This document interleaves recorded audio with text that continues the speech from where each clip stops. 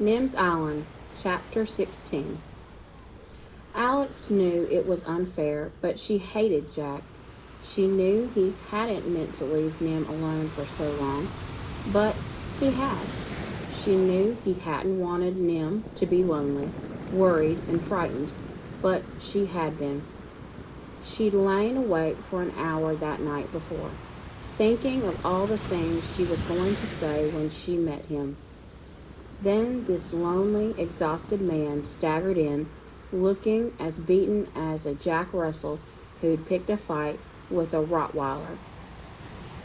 He sat and stared at his daughter, and Alex knew there was nothing she could say that was half as nasty as what he was saying to himself. And when some of the shock had gone from his face, he looked too much like Nim for Alex to hate him. "Who?" he said finally. "And how?" "It's a long story," said Nim. "Tell us yours first. Did the storm hit you?" "Not the way it hit the island," Jack said, staring at the tumbles of shattered trees. "But fast enough that I hadn't put my life jacket and life's line on yet, and strong enough to blow me overboard." The boat raced ahead. There was no land inside, and floating in the current just ahead of me was a raft made of coconuts.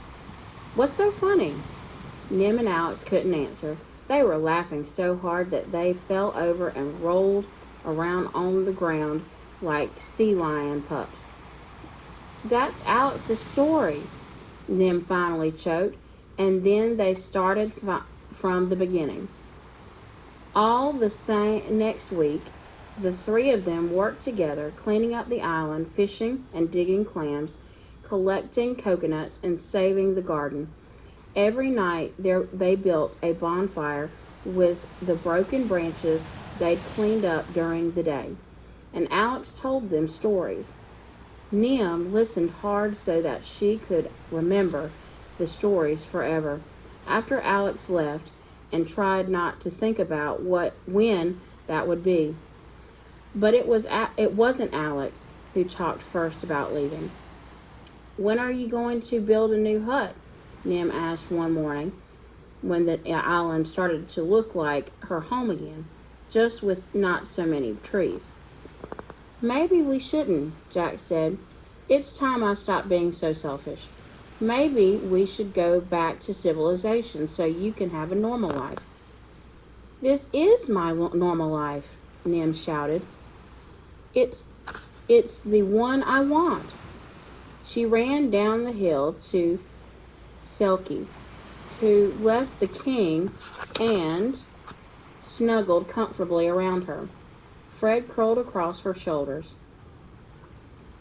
Alex and Jack went for a walk in the other direction, around the point to Turtle Beach. "They're talking about what's going to happen," Nim told her friends. "But if Jack makes me leave the island, I'll run away and live here with you like I did before." "Jack only wants to go because he thinks that's what a good father should do.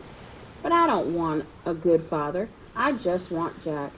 And I know he wants to stay on the island as much as I do." She wasn't even going to wish the other part because it was too much to hope for. The morning changed to noon. The rock got hot. Selkie, Nim, and Fred went for a swim, climbed out to dry, and went for a quicker swim. And still Alex and Jack hadn't come back. Nim was hungry, but the knots in her stomach were too tight for food. The king barked for Selkie. Selkie looked miserable, and then she looked confused. "You can go," Nim said. "I'm okay." Selkie snuggled beside her a moment longer, but when the king barked again, she slid off the rock and into the sea.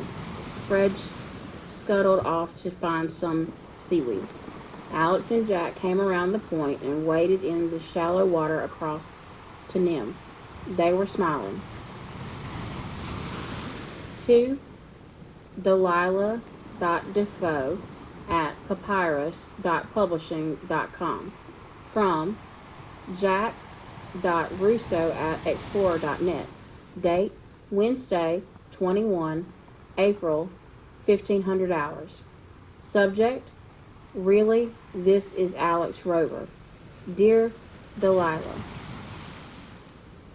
Delia, I have a small favor to ask you. All right, it's small like a giant squid, and you might think it's about as easy to handle. But when I tell you the whole story and why I'm writing it on a borrowed internet address, on a borrowed computer, wearing my new banana leaf dress, you'll not only understand why I need a favor, you'll have a brand new book. I promise you'll love it. So, could you please go to my flat and pack up all my clothes, books, papers, and anything else you think would be useful on a small tropical island? I'm attaching a shopping list. You'll need to find a good gardening and hardware store and a marine or boat supplier, as well as a department and grocery store. The second attachment is a map. Please send the parcels by supply ship, parachute drop, or helicopter. The huge amount of money you'll want to pay me for this next book. Yours, Alex.